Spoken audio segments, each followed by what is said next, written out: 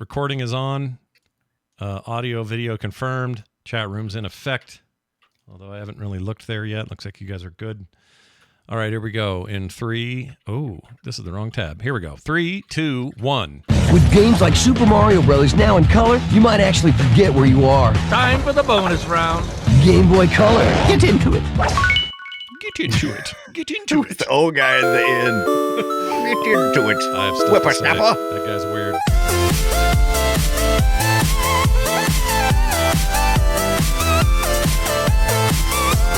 Greetings and good afternoon, and welcome to this show called Play Retro. That's right, this is Play Retro. I'm one of your hosts, Scott Johnson, and well, let's just say my legs have yet again gone to sleep due to this sweet little handheld and my desire to get par on this next Mario course. No one will notice that I have a bright yellow thing in my pocket all day.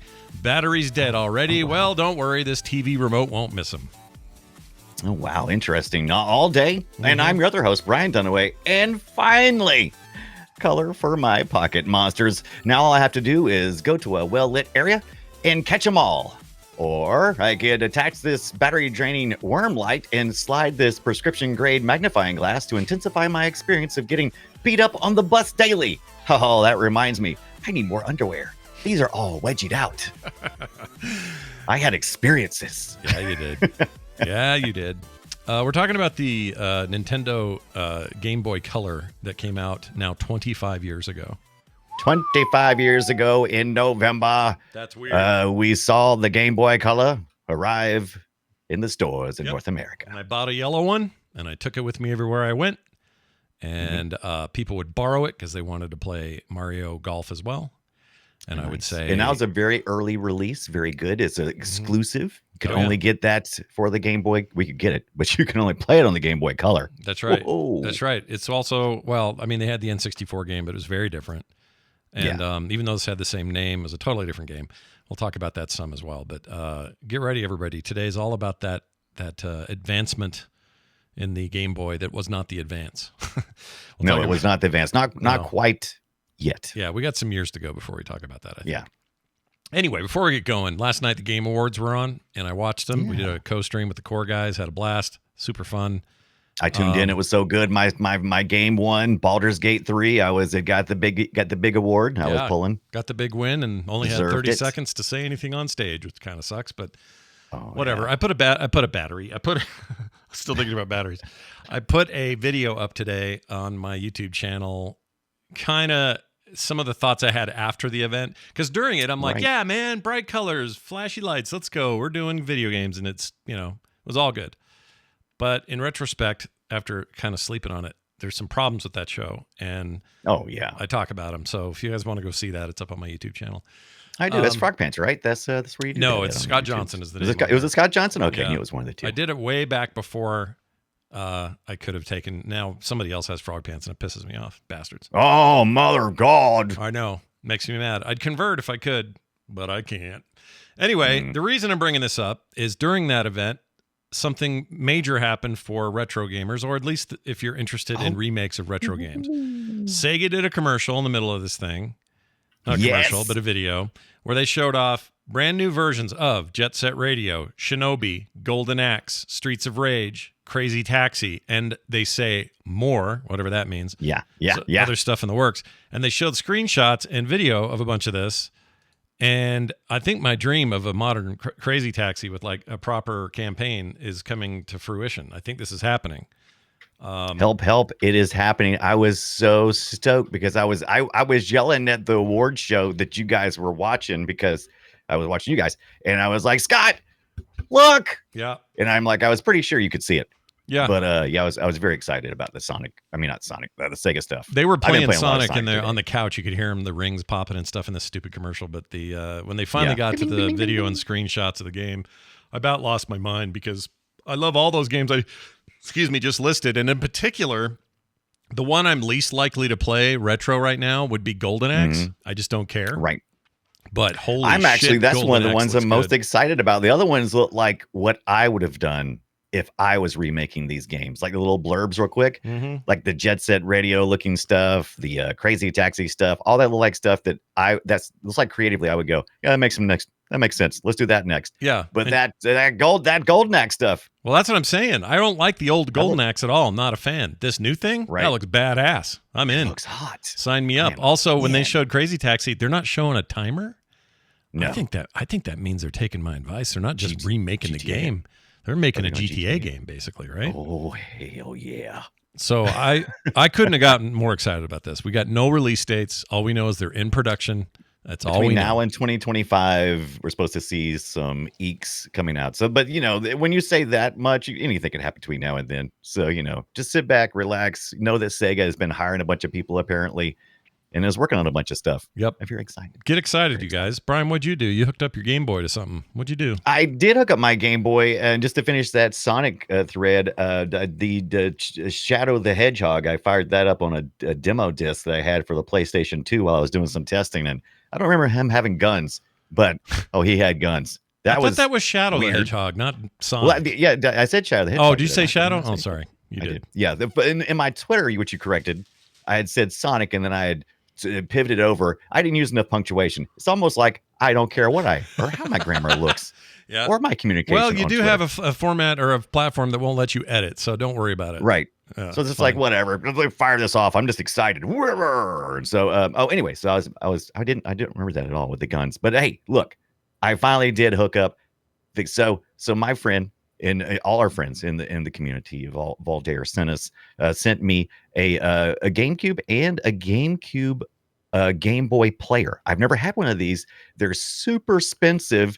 Not the players themselves. The players are pretty cheap. You can pick up those about $50 or so. Allows you to play your Game Boy Color, and Game Boy Advance games. What costs you money are these little bitty tiny mini disc that is the Game Boy player. Now, if you want to have if you want to use it, you have to boot up into this thing, unless you do a soft mod or do a Swiss boot or whatever else, replace your optical drive. There's a bunch of different ways to boot into it. But to get the real authentic experience, these things are actually rare. You're going to look at, you're probably paying $150, $200 for one of these little discs. And that doesn't include the player. Yeah. Crazy. Some of these on eBay show the player with it, but they're still, they're like 180 with time left on the bids. Yes. Which means they'll probably go for 200, 250. Yeah. I was every time I was going to purchase one, it was going to be about $250 if I got the disc and with the player in this, because I want to get the spice, the orange spice, and I wanted to get the player for that. But man, Faldair sent me this, such a lovely gift, and in such perfect condition too. I'm very excited about that. But it allowed me a chance to play a lot of the Game Boy games we were playing this week, which was very exciting for me. And I got a chance to finally play a little Pokemon, a little pocket monster there. That's fun. A little pocket monster. I got, I'm using the DOL 001, which is the one that had the 2 AV outs, which means you had the high definition kind of side and the not so high def, just the little, what is it, the composite side. Then you had the other side that was a little bit nicer. Anyway, I got to do all of that. Nice. And it looked really good. And I captured some video and I put it in our show notes if you decide when we get to the Pokemon Gold version that you want to do that. Do you know that I've never really sat down and played a Pokemon game? Like I played Pokemon Go. Proper Pokemon Go. I mean, Pokemon Go doesn't count. It's too different. I know. I've played that. I mean, I've watched the cartoon, and I played one that was on the Switch not that long ago. Which color was that? I had picked it up. Switch. Well, they're no. But anyway, it was a very modern Pokemon. Right, but there's the Arceus one, which is way different than usual Pokemon. Yes. A little more real-time fighter sort of not fighter, action adventure game. Whereas the traditional ones where they usually split them up into 2 colors or two materials or whatever, those are the more traditional turn-based things. But the Game Boy Advance game you're talking about, Gold and Silver, considered by many to be the bomb, the one to play. So it was the best-selling game. Not to get too far into what we're going to be discussing this week, but it was the best-selling game on. I'm thinking it was the top game. The Gold and Silver was the top game sold on the Game Boy Color at the time. Wouldn't surprise me. Not exclusive either. Wouldn't surprise me. Yeah, wouldn't surprise me. But I also got an HDMI adapter with this bad boy. It's pretty excited about that. I've got it's a Keiko, I believe, Kai. Keiko? No, that would be Kia. Anyway, that's it's a Keiko you know who adapter. That is? That's Miles O'Brien's wife's name on Star Trek: The Next Generation. Keiko. You're right. Good call. Star Trek connection. And it allows me to go out of that the higher end AV side to HDMI. Unfortunately, I'm kind of disappointed because I have a RetroTink for is it 5X? 5X. There's a new one out, but I had the 5X. It only does like 1080p, half K or something like that, half to 2K, or I don't know what it is. Anyway, Right. I have a StarTech. You may know those guys from cables and stuff. Mhm. And it has like this, it has all the RC adapter inputs and stuff. Paid about $100 for it. I paid Jeez. about $70 for this Keiko that is exclusive to the GameCube. They're pretty much identical. I was kind of disappointed because I thought it was going to give me a much superior experience because I'm coming out of the GameCube on the crappy side with S-Video, Sure. a cable I got. And it looks better going through that StarTech than the other way. Yeah, Makes me kinda sad. S-Video. Remember when that was all anyone cared about? It's all we wanted. Yeah. S-Video. Yeah, you get your DVD, you get your S-Video, you Yeah. get some 480p. Yeah. That was the high def. That Those was were the high days. def, which I think is all this comes out to anyway, is like 480p. But I thought it was going to upscale. Yeah. It doesn't upscale. No. This is 480p, Yeah, I understand. which is I'm glad because I have a monitor that has the capabilities of going down to 480p. Lots of times, if you get an HDMI out and plug it into a TV, you might not be able to get 480p. It wants to scale 720 up. is usually the minimum. Yeah, it wants to scale up to 720. That's true. Yeah, that's right. So, Well, you're caught just saying. between a wet and a hard place, something like that. I don't know what that means. right. We're gonna dive right into this topic and explore it more now. So strap in. Shall we play a game? Yes, indeed. We're going to do, instead of a game, though, we've decided for funsies that we're going to talk. funsies. We're going to talk about the 25-year anniversary of the Game Boy Color and some of our favorite games on the platform, and also the platform itself, why it happened, why it's here, why we care, and why, my personal opinion. Like, let's do this real quick. Let's rank Game Boys. They had to have the Game Boy name, so DSs don't count. 3DS doesn't count. Right, I'm not right. counting those. Not just handhelds, but devices Nintendo created with the Game Boy branded name. Right. For me, does that it goes include like the Game this. and Watch, or is that it has to have the game and Game the boy? in it? Boy, exactly. So Okay, here's my right. list. Ready? From best to least favorite, but it's not that they're bad. I'm just going to name them. Yeah. Game Boy Advance SP, backlit SP. Yes. That one is my favorite of all time, and no one can ever convince me otherwise. Right. The SP models were incredible. Number 2, Game Clamshell. Boy Color, like we're talking about today. Mm-hmm. Then Game Boy Micro. I thought those were cool. Those are neat. Yeah. I lost all of mine. I did too. They're too micro. I don't even know where my yellow color is. I don't know where that is. I wish I did. don't know. Too micro. After that, it gets a little jumbled. I'd probably put the original Advance in there because it was no backlit and it was that sideways thing was ugly. I did not like that device. Yeah. And then for me, the OG Game Boy is just at the bottom. Not because it wasn't innovative for its time. Not that it doesn't matter. It does. Of course it does. It's massive. But that's part of my problem is it's massive. and I don't want to hold that thing. But anyway, would you do any different? What's your favorite? What do you like the most with the Game Boy? I'm with you. Game Boy Advance, the SP. Oh my God, that is still probably one of my most favorite systems that's ever existed. It's a little different form factor, but it's just so solid, and it was just so. It was pocket size. Yeah. That fit in my pocket. Yeah, clammed up. You put it in your pocket. You pull it out. Your friends go, "Ooh, what the hell is that?" And then you say, "This is a cool thing you don't have." I mean, that's how rad that was. That thing was awesome. That's right. So I think I'm with you. I think it's the SP, the Advanced SP, and then it goes to the Game Boy Color. And the reason why is because of the format. I really like those two formats. I'm not a big fan of the Game Boy Advance system. I love the game library, but as it is, if you just go out and buy it's the standard, just Advance, no backlight. Yeah. I'm not a big fan. I don't like the format. Yeah, I the just wide don't care load, for it. it's ugly. The purple one annoyed me. I hated everything about that device. Yeah, I didn't care for it. But the Game Boy Color, perfect. It's a good size. As a matter of fact, it's one of the reasons why I thought this was worth talking about, because when the Game Boy Color launched, it didn't really stir up much conversation. It wasn't very popular. It was just, meh. But looking back as a retro gamer going, I want some Game Boy action, and I want something that's going to be able to play my Game Boy Colors and my Game Boy games. I want to be able to do all those kind of things.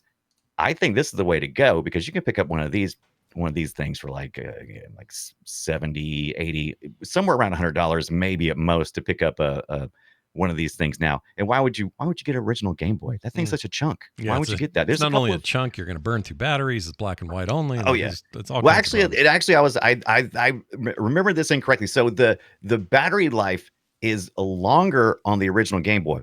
But there's a trick there. It takes 4.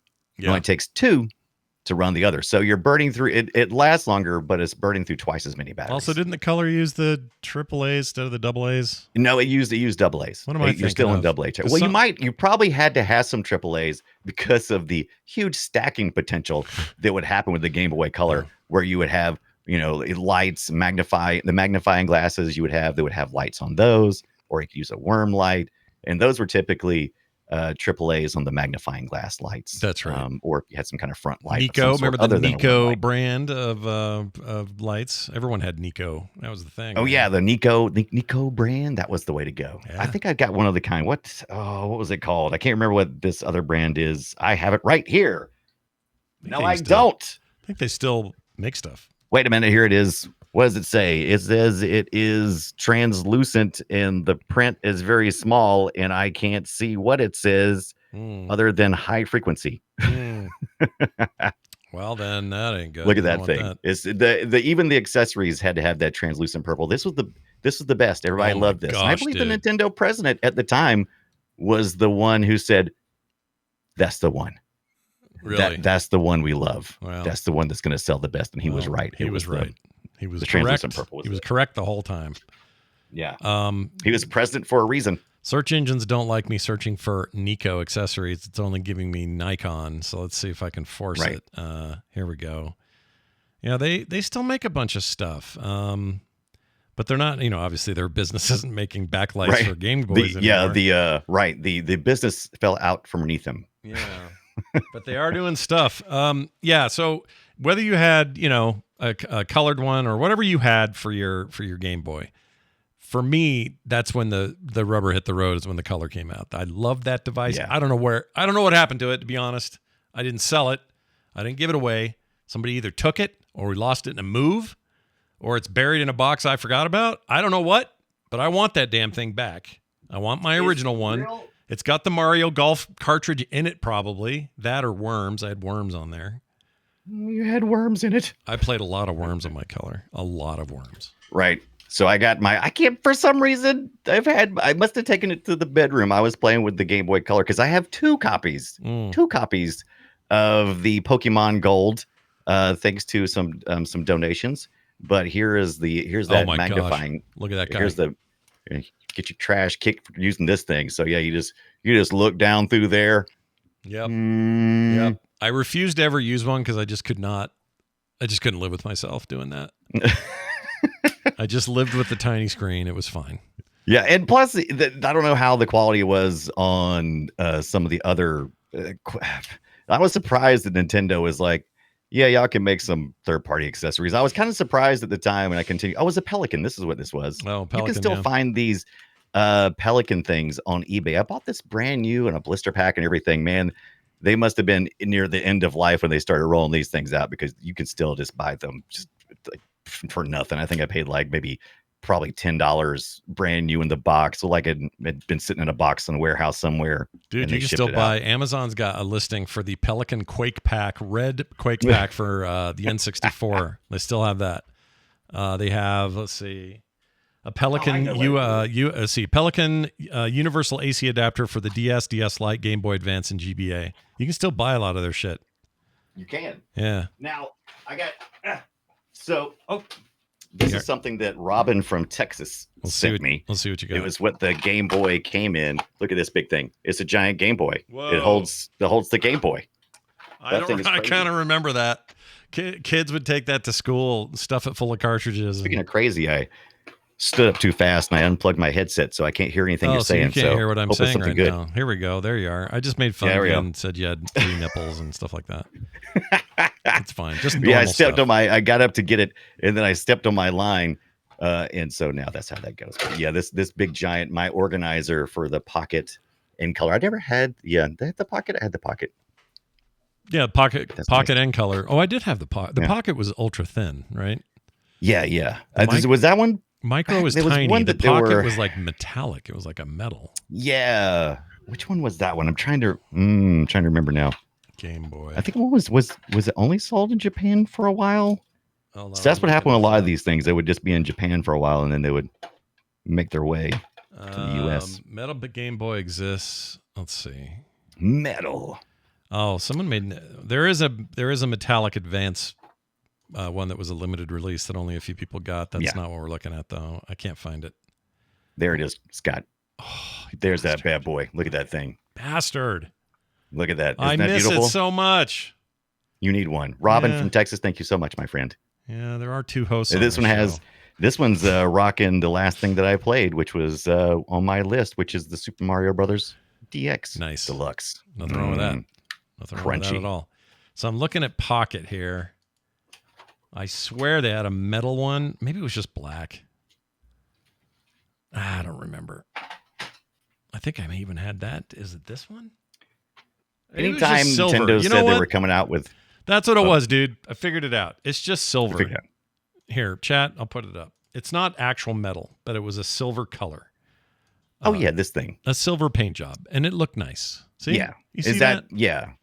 I wanted that. I never had Yeah. that, but I want that. No, you want that. You need that. I want that now. Is that the one that's backlit? One of them's backlit. That one is. I think the pockets were backlit, and Might have been. I think they were maybe 149, and it seemed a little high for me at the time, so I Very didn't do it. good. Right. But yeah, But now it seems like nothing in this retro age. Now, ideally, Scott, if you wanted the most ultimate experience for handheld pockets, now we have the Ambernick RG35XX, which plays a lot more, Yeah. but it doesn't take any carts. It's all done through SD cards and that type of thing.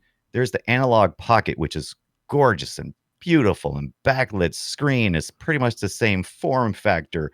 And it's so smooth. You can put your carts in there. You also can mod it so that you can play other dump ROM games and stuff. But why would you? It's so gorgeous. And you can pick up Game Boy games, color and advance, for fairly inexpensive still. yeah. There's a few that are rare and you won't be able to get. But for the most part, you can get pretty much anything you want for a reasonable price. Yeah. I mean, well, I don't know what I would love to have one, but I don't know if I'd actually play it that often because That's the problem.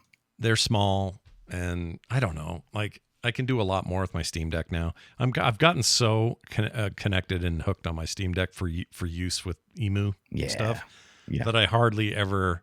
I'm never going. Well, that's not true of the Ambernick though. I like that format, and that new one It's looks real versatile. tight. Looks real good.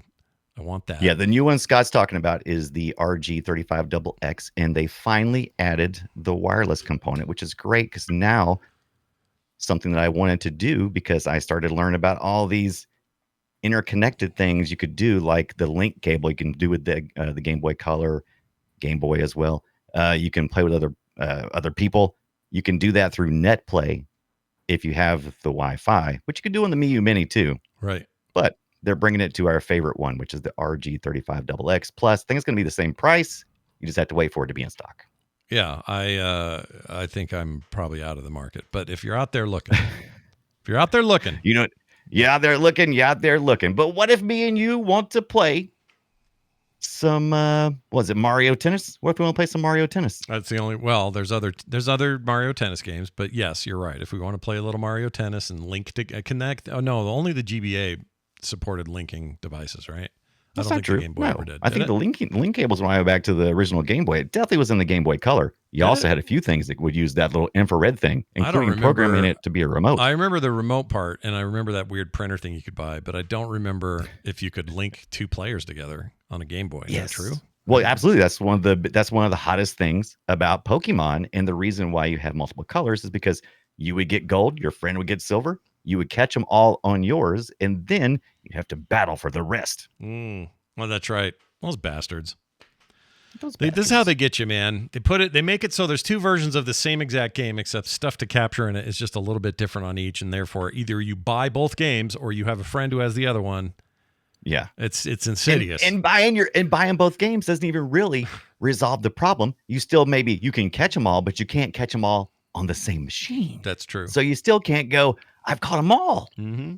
I've caught most of them. That's right. Here in here. Now, the color device came in 5 original colors. So not only did it have a color display, it came manufactured in these colors: berry, grape, kiwi, dandelion. Isn't berry and grape the same color? Anyway, go ahead. I don't know. No, Berry and one's grape is a reddish. weird one, but kiwi, dandelion, and teal. Three of those things you can eat. You can eat 3 of those. You don't want to eat dandelions or teal. All right? Right. Or tealk. Don't eat him either. Don't eat Tilk. He was on the game show, the Game Awards last night, and he did amazing. Yeah. He's awesome. And then they had the translucent thing like you've got there. Yeah, the atomic purple. I've always said that 90s era thing where everybody wanted translucent plastic casing for limited editions of things was going to make a big comeback. And I think the first moment of that comeback has happened with that limited edition Steam Deck OLED that just went up for sale. Because it's translucent. You can see all the guts. Is it really? It is. I really wanted one. I was too late, so I got the regular one. But still, the point is, they got all that orange in there, and then they got this see-through-ish kind of casing. It's not as see-through as your purple Game Boy there. Right, But it's a step in that direction because I think that's coming back big time. I think across the board. I think you're right. And man, did I want to collect them all too. I want every one of the colors. I didn't know this until this past week. The Game Boy colors that are spelt out on the Game Boy, like in some kind of weird childish crayon. Yeah. Those are the colors of the freaking machines. I didn't know that. I didn't know that color was written out with each of the colors that corresponded to each of the Game Boy colors. I didn't know that either. That's wild. It's like, that makes it easy for me then. I think it makes this sense. It makes sense. Now, every one of their ads, I'm showing some of the ads right now on the stream. Every one of their ads for the Game Boy Color, which there are a bunch of them, and they were international. Every territory had their own language, all that stuff. They all had a weird voice at the end, never the same voice, but a weird voice at the end that would always say this: "Get into it. Get into it. Get in." Yeah, it was very Sega, kind of a Sega thing. I mean, that was very much a backlash to, hey, we're Nintendo, we can be hip too. Yeah. Oh yeah. Yeah. They were playing Sega cards. It may have been, a shared agency. I don't know. But when when that happens, big lips appear that say it, and they are animated from the C in the word color. So big red lips come out, and they all go, "Get into it, get into it," and then it goes back. And they got berry, and they got the berry lipstick on. It's pretty smart. I like it. It is kind of smart. I like it a lot. Yeah. I remember those when they aired, and I remember thinking, "Well, that's dumb," but then I bought one. So. It's clearly not that dumb. Let's look at the launch lineup. We had Centipede, Game & Watch Gallery 2, Pocket Bomberman, which is actually all right. It's an okay version. Yeah, we talked a minute about that in a previous episode. Yeah, back in the Bomberman days, or Bomberman episode, I think. And then Tetris DS, because no Game Boy should launch without a version of Tetris on it. I think Nintendo knew that and believed that, and therefore launched it with a version of Tetris. Yeah, and if you don't know what the DX is for Deluxe. And all 4 of these games, we wouldn't see an exclusive title until 1999. So nothing would be exclusive only to the Game Boy Color. These would always all be backwards compatible with the previous Game Boy. Yep. So that was a big deal for them. Even when the Advance came out, they were like, guess what? Game Boy games will run on it. Kiss my butt. They're going to stick out weird, but they'll be there. And sure enough, literally you say this to your fat cartridge and put it in there. Get into it. Get into it. Jam it in there. Get into it. Get into it. Anyway. But it had been 9 years since the Game Boy originally came out. And so a lot of us had already collected many games. And so when this had launched, they didn't have a lot of launch titles, only 4. But that's okay, because if you were getting one, you probably already had one, or you could pick up a Game Boy game pretty cheap. Wouldn't have to be one of these. Can you explain to me the deal how the games that they were, if you already had a version of a game on the Game Boy, the OG black and white Game Boy, or the pea green Game Boy, I guess, there was a certain number of back titles like that the new device included libraries for to present them in color, right? Right. They had color palettes, and so you could then load up those color palettes, and it's just a bunch of instead of being gray tones, it's these levels of colors, and you could load up different color palettes for different games as well. I think you had to hold down some button when you started the game. I'm trying to remember exactly. So I haven't had one to do that with. I didn't think to look at it, but yeah, there's a button press that you do, then you can cycle through the color palettes, Yeah, which I've that's done a my lot memory. of in emulation. That's my memory of it. Is there was a weird way you could produce color on games as old as like not the original Tetris, but things like I don't know. Right, Wario. and you could do it in Tetris. It had a color palette, but it was not nearly as exciting. There wasn't like gradations on each of the shapes. Right, it was you're playing all in magenta, or you're playing all in one other color, or whatever it is. Yeah.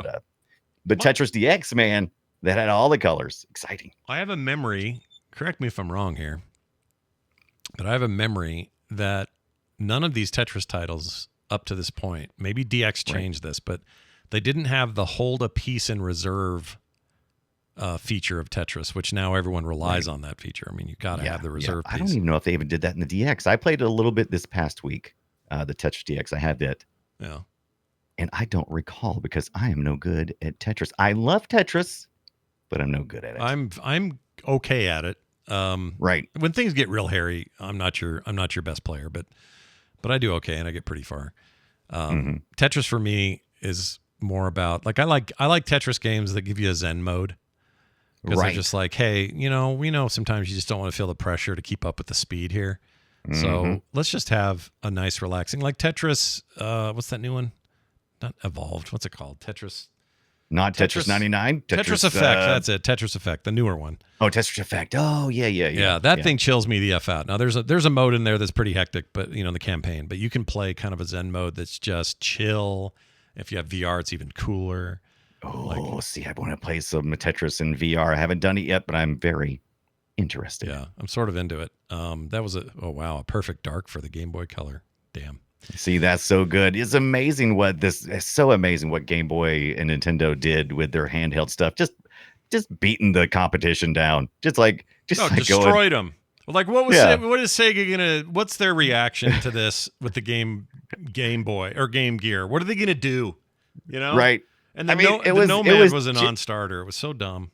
It was just as simple as not understanding how your primary audience would be playing these games. These were primarily kids playing this game who did not have the disposable income to go get more batteries. So no matter how awesome your system is, if you only can play it for like an hour before it dies and you have to beg for more batteries, you're going to lose interest pretty quick. Yeah, let me tell you a thing that annoys parents.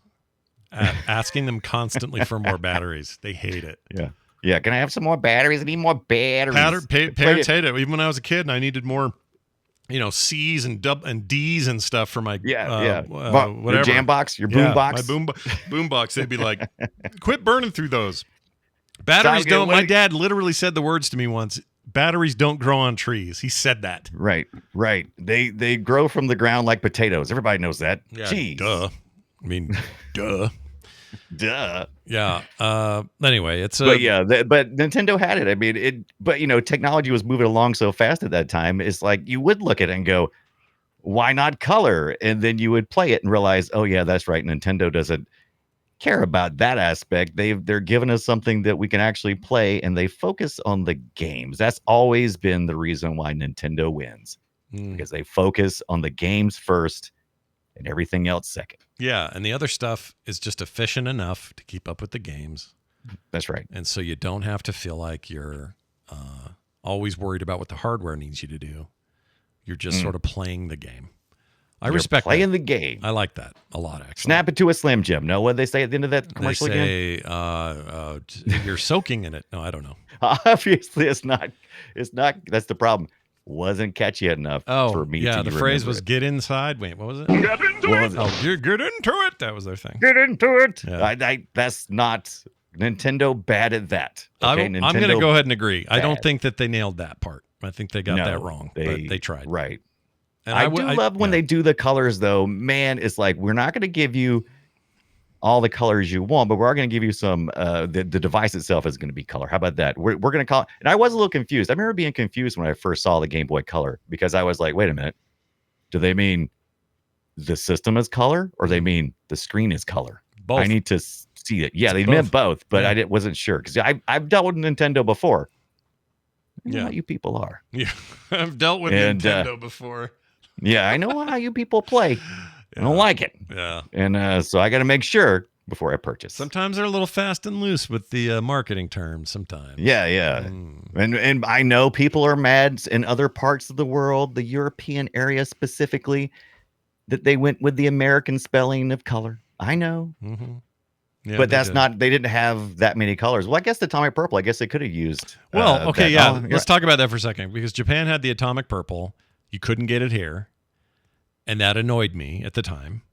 I don't like exclusives based on where the exclusive is. Man, they're that orange spice thing they got in so many of like the GameCube. That's the one that I just love. I love it so much. Yeah, it's good stuff. Yeah. They're about to show my favorite game of the device, which we'll get to in a minute. But let's talk about the games we loved. All right. Yes. So Brian, I'm going to start with the games I think are the key titles for this device. For me, it starts with Mario Golf. Good pick. I love Mario Golf so much. It's responsible for a ton of numb leg toilet time at that time in my life. And I would, like I said, people would beg me to borrow it all the time, and I would make them wash their hands before they used it. I was very precious about I it. know how I use this. I'm on to you. Yeah. It was kind of just like this moment of, oh my gosh, video game golf is the best thing ever. And I'd really never felt that way up to that moment. And it is responsible for a lifelong love for video game golf that I don't have for the regular game of golf. I don't care to go. Don't really care. No. Not interested really at all. You could come to me tomorrow and say, here's some brand new clubs. We're going down to the thing. We're going to do 18 holes. I just go, oh, are we really? That doesn't sound like it. Doesn't sound that great. But video game golf, this was injected into my veins with Mario Golf on the color, and it changed how I felt about golf from then on. And now I'm interested anytime a realistic golf game comes out, a goofy golf game, anytime Hot Shots had a new version, all this shit. I love it all. Well, not like Disney goofy, but you know what I mean. Like, I would say, did Disney have a goofy golf? If they didn't, they really missed out. But this, I believe, might have been, if not one of the first exclusive titles for the Game Boy Color. You could only play it on the Game Boy Color. So they could borrow it, but not if they had one of those the old regular Game Boys. No, sir, they wouldn't be able to use it. So yeah, that thing, you're straight up correct. That would not play there. Yeah. So did you, what appealed to you about the Mario Golf? Was it the story mode, or was it just the moment to moment of the golf gameplay? It was, because I know a lot of people like tennis because it's a bit of an RPG where you got to work your way up to playing against the Mario characters. that is absolutely part of it. I mean, and they do that in this game. There's a story and a kind of an RPG, mini RPG. In fact, I think the same. You start as Kid or Sherry or Joe. Joe would be my favorite. Both games you just mentioned are made by Camelot, and they were really good at this stuff. They also worked on the GBA versions of both tennis and that. But that's what made them great. And the N64 game, which they also made, was very similar. It had a whole thing like that, like a whole story mode RPG thing. You could just get in and go knock out some balls with Mario if you wanted to. It's fine. If that's how you want to play, you can just go do 9 holes and go home. But I liked the deeper take, the longer story. It made me realize what was possible with a sports type title. Right. And it's only now that you start to see, I shouldn't say start, the last 10 years or so, you see big sports franchises like Madden and the FIFA series before the name changed, NHL, all those. They have these career modes where it's a full-blown story. You get some rookie, and he's talking to other people, and he's working his way up the ranks, and he's playing games and doing better, and then getting traded. And like they're doing all of that. It's not as goofball as a Mario title, but it's the same idea of like, let's take sports to the next logical level. It isn't just about being on the field and playing the game. It's what I hate about those, though, that I loved what you just described in the Mario world. because it's very subdued. There's not a lot of attitude. I really hate the sports game that try to get into this culture because there's so many different cultures in these sports, but then they just pick this one outrageous culture and they just roll with it. And I'm like, what if I'm not a cool bro dude? Yeah. You know, What then? what if that's not what I like about that? So don't take me down a path that makes me be, some kind of bro dude, because that wouldn't be me if I was in sports. No, it wouldn't be you at all. Right. And I feel the exact same way. It's like it's a perfect sort of lighthearted, light touch. Yes. Give me the light heart. Yeah, give me some of that. Give me Wario at the end. That's what I want. 250-yard hit. Can't even beat Mario. Mario's doing the 270 yards. What a jerk. Well, if you ever, what was I going to say? If you ever, I forgot. Shit. Oh, if you want to look for a game today that is very much this aesthetic, the kind of game it is, the other activities that aren't even golf in the game, that sort of stuff. There's a game that came out right around the launch of the Switch called Golf Story, I think. Oh yes, that game was awesome. I think we've talked about that before because I was like, whatever, Scott, you and your golf, you're always trying to sell. And it seems like I went back and played that, and that was good. It is good. It's very good, and it deserves to be played if you haven't before. It's super cheap on the Switch now, and if they ever come up with a sequel to that, I will charge my Switch. I tell you that right now. Because right now my Twitch is upstairs, just like no battery. It's just laying there going, "Please feed me." And please, why are you ignoring me, Mr. Johnson? Yeah, show me love, he says. What did I do to you? Why you play with that new sexy thing over there? What is that called? Now, here's the other thing I did. I am of the belief that the best version of The Legend of Zelda: Link's Awakening is the one called Link's Awakening DX, and that game came out for the Game Boy Color as an updated re-release of Link's Awakening, which I already thought was an amazing game for the original Game Boy. Bunch of new additions, most notable being the whole thing is in color. That's obvious. Right. It was released just after Ocarina of Time on the N64, and both Oracle of Seasons, the other very popular Zelda game during this time, and Oracle of Ages games are likely based on Link's Awakening DX. Like it was the basis for those. Right. Can also be played on Game Boy, regular old Game Boy, with some features disabled. So that was kind of a nice deal of like, hey, in case you get a new machine this Christmas, but you already have a Game Boy, this will work now, and then later it'll work again. Yeah, I'm looking at hitting the Oracle series, which was Nintendo's. They want to do something episodic, and I haven't ever played them, but they're on my list. I'd also never played The Legend of Zelda: Link's Awakening until I think the year before last when I got it on the Switch, which was the remake. And that's one of the reasons why I'm so excited about the Super Mario RPG, because if it is as good as good of experience as I had with Link's Awakening, I can't wait. But I am looking forward to going back and playing this. And I believe I have. Do I have Link's Awakening DX on my Game Boy? I'm not sure. I have so many Pokemons though. Yeah. Did I mention I have the Pokemons? I know you have many Pokemon. Oh, something fell. What happened? You all right? Yep. I dropped all. There were a bunch of carts that were in this little container, and now they're all on the floor. Did you 3D, blue, did you red 3D print that? Did you make that? Yeah, I did actually 3D print these.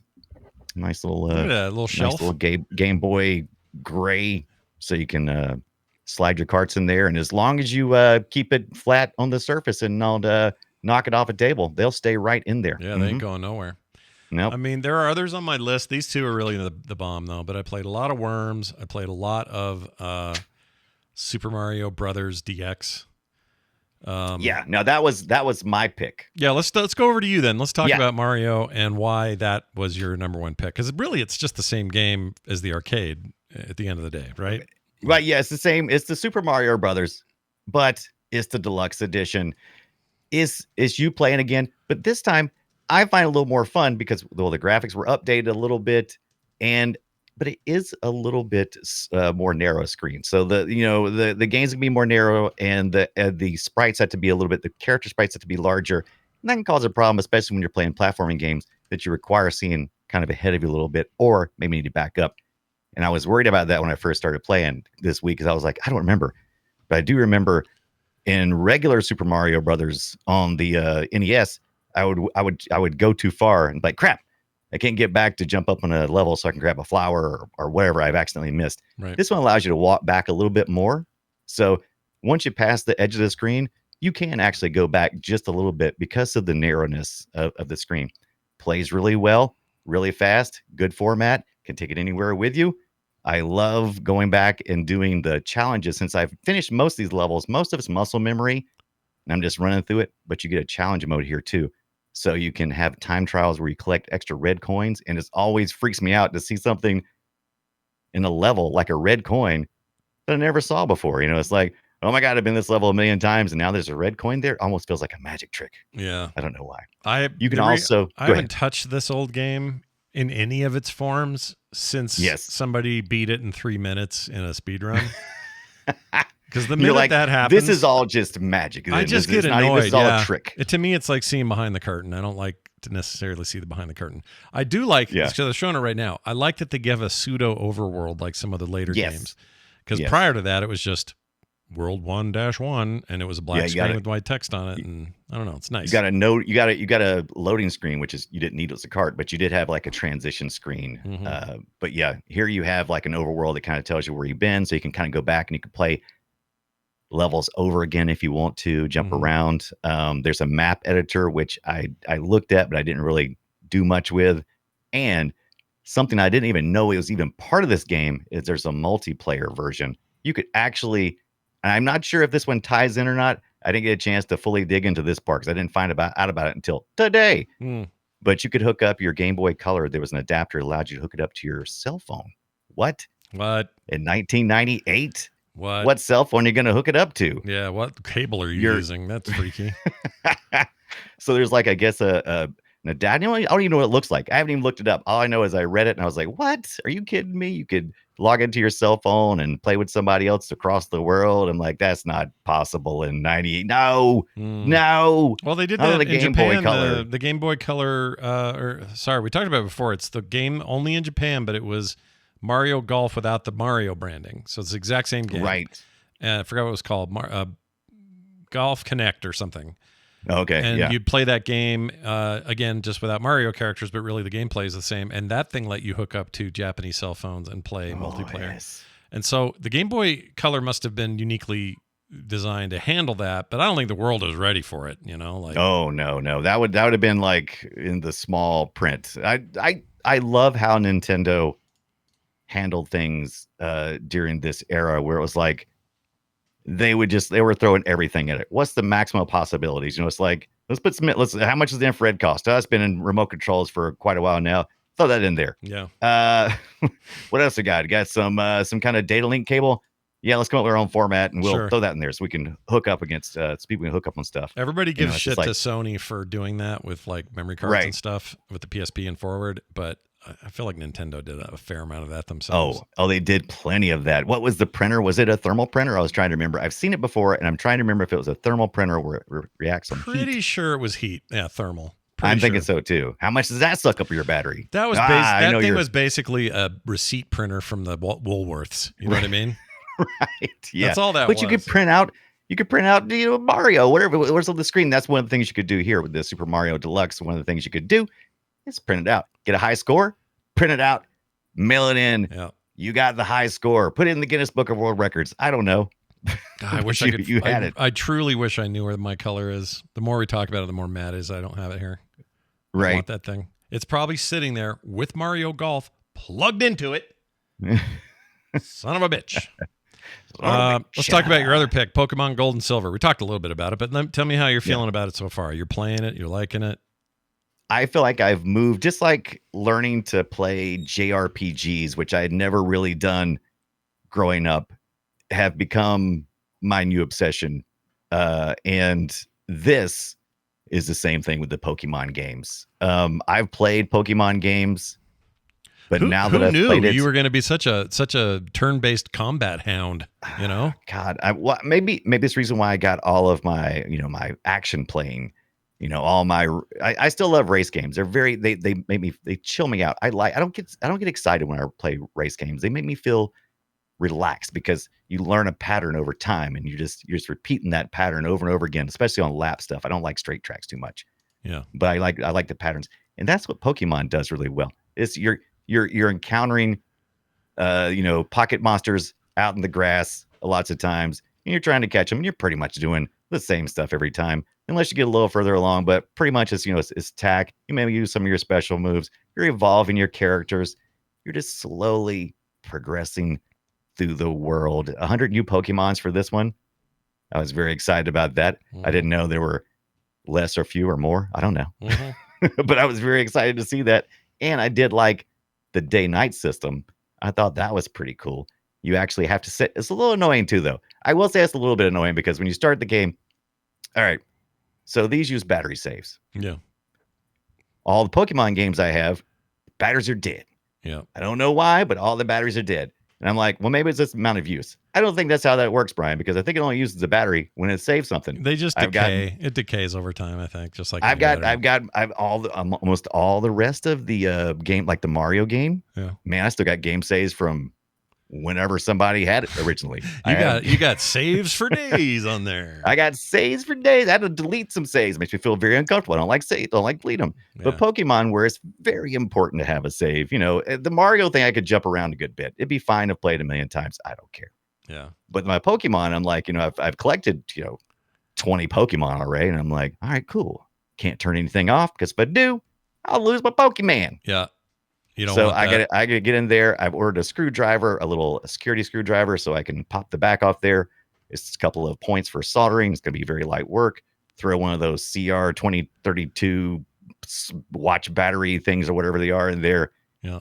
And start it back up. Yep. This is one of the reasons why I went down another hole again, because I found a Game Boy reader thing that lets you dump the game saves. I got to do that. Oh, that'd be fun. Order one of those too. Yeah, you should do that. Look at you with all the gadgets and the wizardry. I got to get all the gadgets. I got to collect all the gadgets as well. See, I know I'm collecting too much stuff. Yeah, you're not just collecting. You're not busily collecting Pokemon. You're busily collecting things that help you do shit with your Pokemon cartridge, and I like it. I respect it. I like it, but I am really digging. I mean, I've played stuff like this, like the I think Pocket Mortys. Well, no matter what you think about Rick and Morty. Oh, I liked Pocket Mortys. It was fun. Pocket Morty was a lot of fun. It's been around forever. Still out there. I still enjoy it. It is very much, in that vein. Yeah. Of these types of that was pretty good. Titles. I also like. Let's see. There's another one that I really like. What's it called? Something about tapes. What is that? Hold on. Tapes. I don't know. Is it cassette? So you've already sold me on cassette monsters. Here it is. Cassette Beasts. It's called. Oh, look that up on Steam. I'll give you a link. And give me a link. I bought this game a while back. It's the reviews kind of tell you everything you need to know. People love it, but it's basically one of the coolest Pokemon likes I ever played. It's very good. Highly recommend this. Yeah, look at those. But now I've got this next year. I'm planning on playing through all of these Pokemons. Like I said, I got Pokemon, some kind of Pokemon Black. I've got Blue, Red, Yellow. I've got Gold. I don't know if I need to play some of these. Like I have Gold and Silver. Mm-hmm. Well, I guess I'm gonna play with myself or something. I don't know. There's a link cable on my GameCube player. I'm not sure. I hooked my link cable up to it, and then to my Game Boy Color. I'm not sure if I can do Silver on my handheld and then maybe I can collect them all. I got to figure that part out. Yeah. Like I said, I just started doing this a couple of days ago on this GameCube, so I'm still learning. There's also I ordered a Game Boy Advanced. Is it advanced with advance? Advanced, just or advance. All right. Yeah. I ordered a cable for it that plugs in from the link cable on the Game Boy Advance to the second player port on the GameCube, and you can apparently control some games using that like as a controller, and that would solve a lot of problems because I like to stream these games from the original hardware if I can, and it'd be nice if I could get that feeling, that nostalgic feeling of holding that in my hand and then playing it. Oh, hell yeah. And being able to capture it too. Yeah. So that would be nice. That would be great. I have no doubt you'll find a way. Beast. That's what you do. That's find what ways. I do. Yeah. Well, anyway, these are the games. This was cool. These are the ones we love. These are the ones we enjoy. All right. And Brian, Brian, 25 years. Yeah. And for real, if you like this kind of gameplay, try Cassette Beasts. It's really good. It came out this year, so it's new.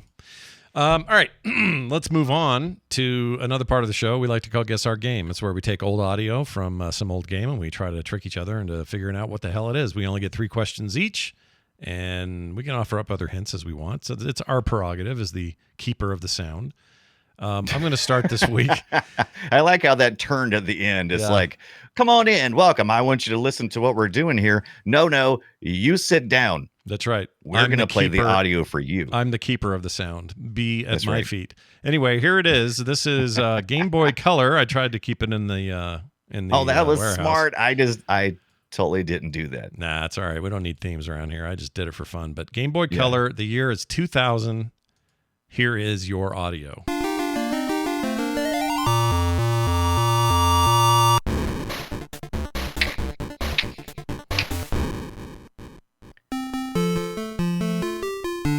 Oh my God. I played this a million times. This music should be a giveaway. Yeah. Chat room, you guys play along as well. Brian can't look at you yet, though.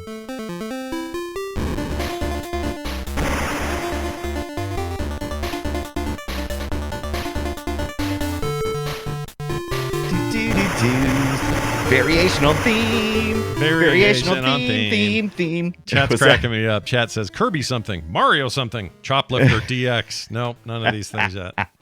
I like that, Taz. I've played this a million times. What the crap is it? Give me your first question. All right, is this a Nintendo first party title? Is this something that they developed, or is this a third party? It is Nintendo IP, but developed by a company that isn't necessarily. Well, at the time, Nintendo worked with them exclusively. Let's put it that way. Okay. Kind of like how Camelot and their golf games were Camelot and Nintendo together. I got you. All right. Oh, this song.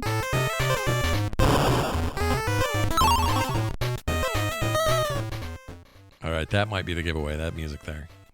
Yeah, that sounds a little more like. Okay, let's get this party started. Let's get this party started. All right, so it is intellectual property of Nintendo, but it was developed by a third party. With that third party, who did a lot of work with them at the time? Would that be was it Rare? That is correct. It is Rare. Okay. All right. I think you're gonna get it now. Yeah, because I think we may have. But which one is? You say it's the Game Boy Color. Game Boy Color. Okay, Game Boy Color. Year 2000. Which one was this though? This is. So how many questions is that? 2? That's 2. So you have 1. 2 left. questions. Shoot. This part here always gets me. I'm trying to think of the title of it though. Is it Donkey Kong? Is it by the I know that is Donkey Kong the character? The IP. The answer to that is, if that was the name of the game, I'd say you won, but it's not quite. Right, it's not the name of the game, right? But you do play Donkey Kong in it, yes. Okay. That's your third and final question. Yeah, Jesus. I can't think of the title though. Donkey Kong Color Deluxe. Let's double check if that is correct. They named everything. Incorrect. It is just straight up Donkey Kong Country, and it just happens to be the version on the Game Boy Color. They didn't give it another name. It's a little like Mario Golf on the N64 and the Game Boy. They just kept the names the same. Hilarious. You did pretty good though. I'd probably give you a half point for that. Well, we got half point for that one. Yeah, half point. I like it. All right, Brian, tell me about yours in terms of year and system and all that. Shoot, I closed the tab where it was at. 1995. It is on a PC. PC 95. All right. 1995 on the PC. Excellent. Let's try it. And I was feverishly looking for this a few minutes ago. Oh, were you? Okay. I love when you forget which one you put in. It cracks me up. I had to go back through my YouTube DLP history to locate it. By the way, I want to give credit to Taz. Got it right in the chat. Nice job, Taz. Yep. Taz always does good. All right, here's yours.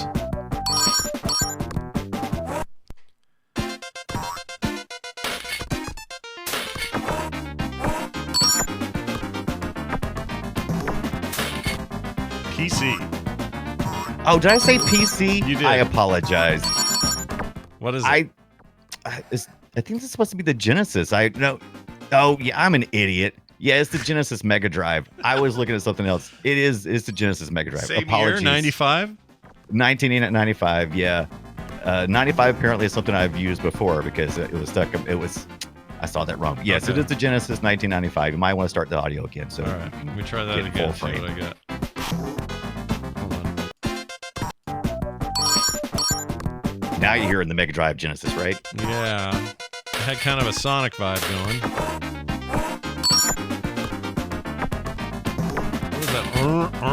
Okay. Is it a side-scrolling game, Brian? Yes, it is a side-scrolling platforming game, if that helps you any. Okay. Is it a Sega product? Sega branded IP game? It is not a Sega IP. It's not a Sega IP. But I will tell you, it was on Genesis, Super Nintendo, Game Boy, and it was on Windows. So I guess technically, but this is not the audio capture from. That was definitely the Sega Genesis version.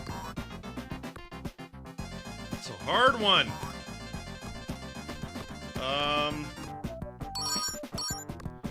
Okay, third question. Is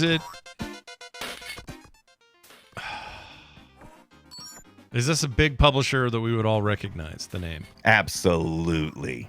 This is a huge publisher. As a matter of fact, it had multiple publishers from different parts. How about I run down the titles of the publishers who Sure. would publish this game in different platforms, whether Okay. it be for the Mega Drive or for the SNES or whatever.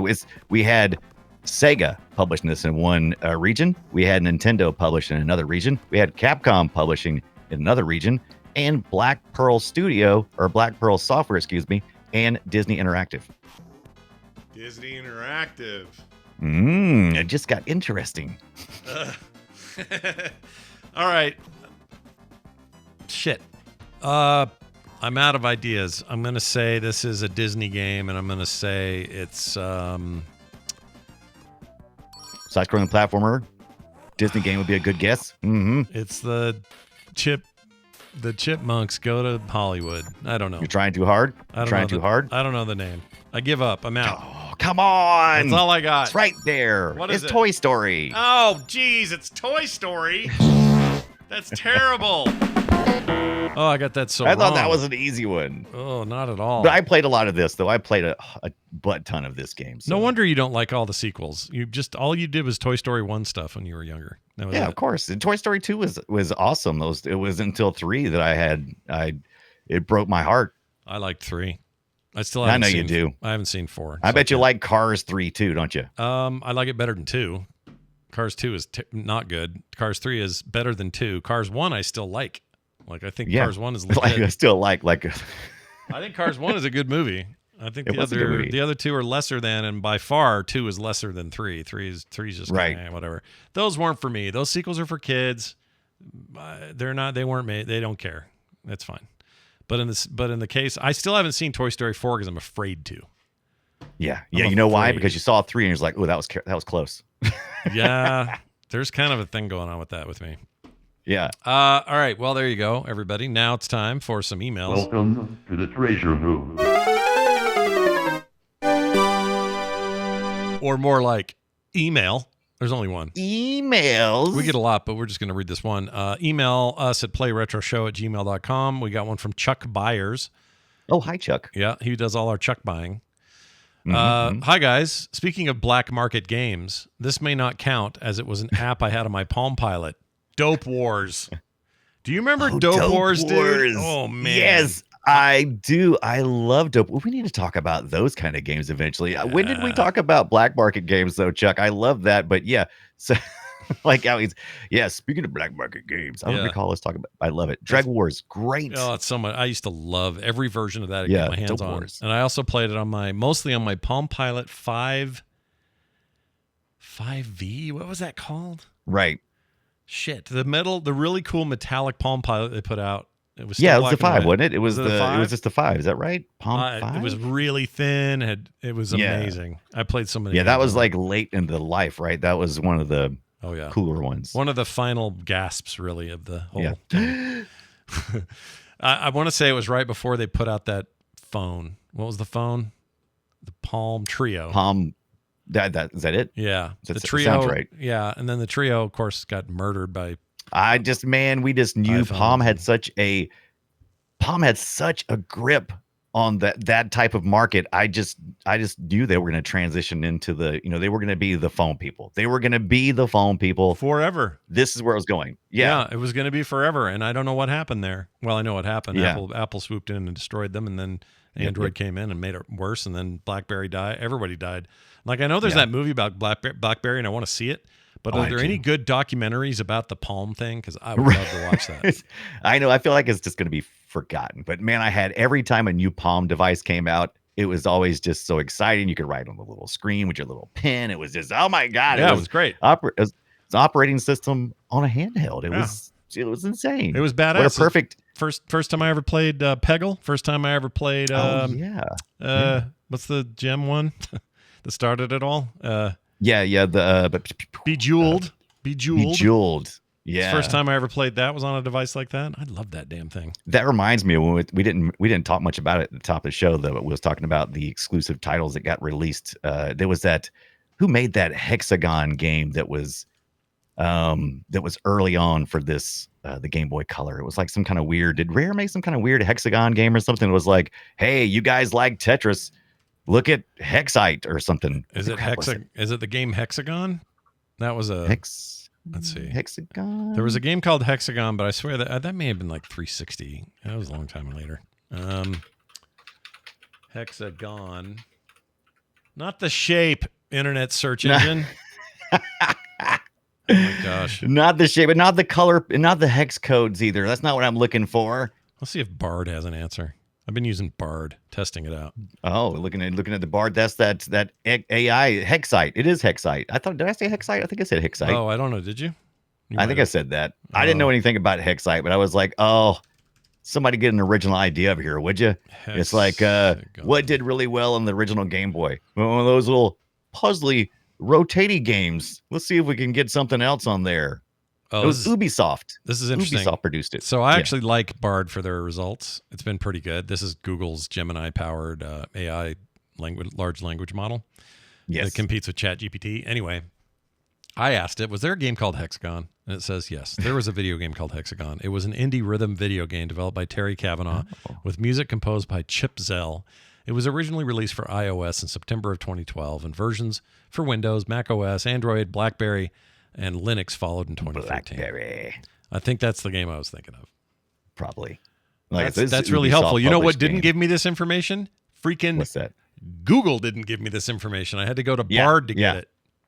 Bastards. I think for searching stuff, I think AI, and I felt like this in the very beginning. We've talked about a little bit of AI before. I know people have very strong opinions about AI, and that's fine. We should have. It's a new technology. We should have strong opinions. And I think one of the things it does best is more organic search results. I'm definitely against any type of stealing as far as, using something as your own words. But when you're doing research and searching for something, I think it's pretty good at that. You know what else I use At least it for? it gives me some clues. I use What's it that? for, I take a jumble of show notes at the end of the show, and I throw them all into just a big pile of text, and I copy and paste that into one of these. GPT works fine, or Bard, whatever. Yeah. And I say, make me a nice, clean 500 character or less paragraph summarizing what we did. And it does what we did. An amazing job of that. It's great. Right. And you can do that. That's one of the first things I did when I started messing with ChatGPT. I started making my own databases. I'm like, I don't even want to look at the internet stuff. I just want to look at documents that I curated in here. And I started doing this with my Film Sack show notes just to see if I could get it to kind of like write like I do, to kind of see if I could break down any type of formula that I am using that maybe I'm not aware of. Mm-hmm. And so I kind of did that. And I also, when I was doing the show notes today, I actually was like, oh, I'm curious. I was the same way. I was curious about ChatGPT being able to write out a pseudo back of box cover like it would look on Pokemon Gold and Silver. And it did it. And I was like, oh, wow. Okay. So I guess it can just I guess it can just do that. And I tried to compare that to the actual thing, and I was like, it doesn't look plagiarized, but I mean, there's only so many sources for this. I'm like, cool, I guess, but I guess some copyright people are in trouble, like people who'd write copy. I'm like, geez. You know what I do? I always argue with it. Strong opinions. Okay. I asked Bard just now. I says, "Are you feeling okay today?" All right. Here's what it said. Personal. Here's what it said. As a large language model, I don't experience feelings in the same way as a human does. However, I can report that I'm operating within normal parameters and I'm able to respond to your questions and requests. I'm also constantly learning and improving, which makes me feel positive about the future. So while I wouldn't say that I'm feeling okay in the traditional sense, I am functioning well and I'm excited to see what the day brings. So I said, you say you don't have feelings, but later in your response, you talk about being excited and having other positive feelings. Are those not feelings? And it comes back and says, you're right, I misspoke. While I don't experience emotions in the same way humans do, I possess the like these conversations I live for. I love having these arguments. Don't challenge me. He says, similarly, when I say things like I'm doing well or I'm happy to help, I'm trying to convey positive sentiments without implying that I experience these emotions in the same way a human does. Like it eventually gets to the point and does a decent job of explaining itself, but I love how they just are like I had it once where I said, do this in 700 characters or less. And it gave me something that was about 1,800 characters. Oh, yeah. And I said, that wasn't 700. And it said, you're right. Sorry, here it is. And it was like almost like it was lazy or it was, I don't know what was going on. Really I like weird. that you keep poking the AI bear that it continues to get more and more intelligent. This is a large language model. It's not getting more intelligent. But I do like the idea that you're doing that when every day I try to avoid any crazy people at work because, if they come in with a gun, I want them to remember me as the good one. That's right. You get a disgruntled employee. You never want to be on their list of reasons they're disgruntled. Right. The more crazy you act, the nicer I am to you. There you go. Brian's got the way of it. Anyway, thank you for that message, Chuck. And we'll be looking for, at some point in the future, we'll do like a best games on the Palm Pilot episode. Yeah. Best trash games on your BlackBerry. Yeah, there was all kinds of it. It was the best we had. It's not only the best we have, but it was fun to go to these like janky websites and find weird shit. I loved it. I loved that whole period. It was fun. Anyway, our next discussion will be all about Alex Kidd in Miracle World. Really, Alex Kidd in general. Like a lot of players, I think especially a lot of young players, they don't know who Alex Kidd is. They have no idea. Oh, no. He was a kid, but it was many years ago. Now he's Alan Mann. Yeah, it's Alan Mann. With two N's. Alex Kidd became Alan Mann. With two N's. Yeah. He's an interesting character and also an interesting Sega time. But more importantly, it was for a lot of people, this was like some of the best at the time, some of the best platforming we had seen. Yes. And this was we think of Sonic as being the answer to Mario for Sega, but Alex Kidd was really, I mean, if you really wanted to look at it that way, it really was, in my opinion. Yeah, he was a dude like Mario. He was had problems in the world kind of like Mario did. It wasn't some crazy anthropomorphized animal thing like we got with Sonic. And, he wasn't trying to run through there or nothing, man. He was just trying to, deal with the world. And I had this coming to play on my original OG hardware, Sega Master System. Alex Kidd in Miracle World should be here midweek next week, so I should get a chance to play it. Yeah, perfect time. I'll be playing it on my Switch emulation software. Oh, good plan. Why Switch emulation? I don't know. Or Sega Master System emulation. That's what I mean. On my Switch. Not my Switch. What am I saying? My frickin' Steam Deck's where I'm playing. Steam Deck. Well, see, now you've invoked the name of the Switch, and it was almost dead. Capacitors were almost discharged. Yeah. And I heard that, and it got a little excited. And now it's alive once again, everyone. Alive. Right. Once again. That is going to do it for us. Thank you all for listening. That'll be next time. By the way, I want to thank some patrons. Tom Newton. There is a Tom Newton. He's an actor. He's the guy in RoboCop 2 that makes the what's the nuke? The drug nuke. Nuke. Yeah. Yes, nuke. But that is not this Thomas Newton. Dennis and Citranu, I think is how you say the name. These are just three of our. We've seen them around. It's just three of our great patrons, and if you want to become like them, sign up today at patreon.com/playretro. Never going to get a commercial. You'll get pre-show content every week. Go there, be there, and do the right thing. No, it's not that there's a. It's not wrong not to, but you know what I mean. Yeah. We'd I love your like that support. Tom Newton was come up in our discussion right after our discussion about little handheld portables. Did you ever have a Newton? I did have a Apple Newton. I did. I have a Newton somewhere. Oh, I should pull is that out. it so somewhere with your Game Boy Color? Yeah, probably. I don't know what box it's in, but I know I have one. Yeah, we're excited to be back with more. So be here next week for more. Between now and then, please go play something retro. And we'll see you next time. Yes. Bye. Bye.